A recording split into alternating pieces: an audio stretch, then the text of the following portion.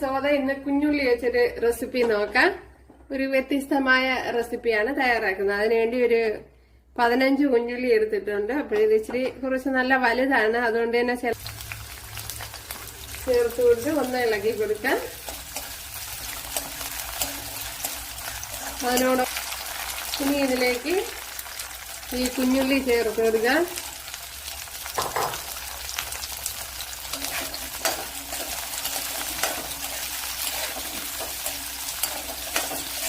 ഇതിന് നല്ലത് കൊടുക്കുക.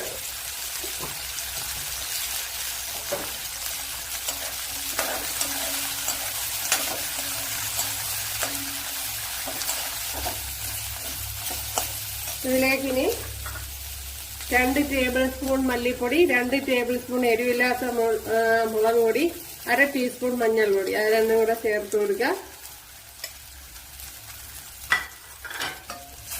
ഇതിന്റെ പച്ചക്കുത്തൊന്ന് തീ കുറച്ചിട്ടൊന്ന് ശരിയാക്കി എടുക്കണം.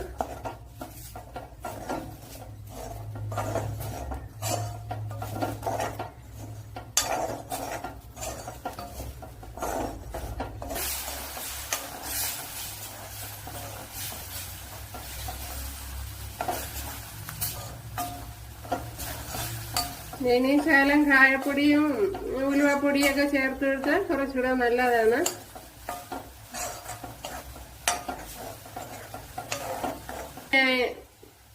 പരിപ്പ് വേവിച്ച് വെച്ചിട്ടുണ്ട്. സാമ്പാർ പരിപ്പാണ്, പെട്ടെന്ന് വേവണ സാമ്പാർ പരിപ്പ്. ഇതൊരു 3/4 ഗ്ലാസ് വരും.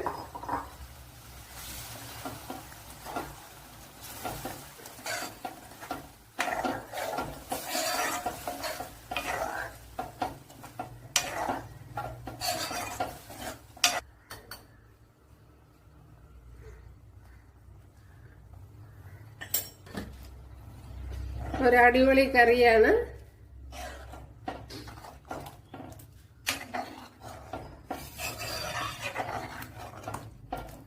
ഇനി തീ കൂട്ടി വെച്ച് നല്ലതുപോലെ ഒന്ന് തിളപ്പിച്ചെടുക്കണം.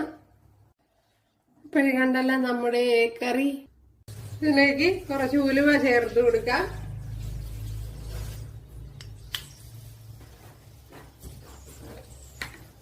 ഇതേപോലെ തന്നെ കുറച്ച് കടുക് ചേർത്ത് കൊടുക്കാം.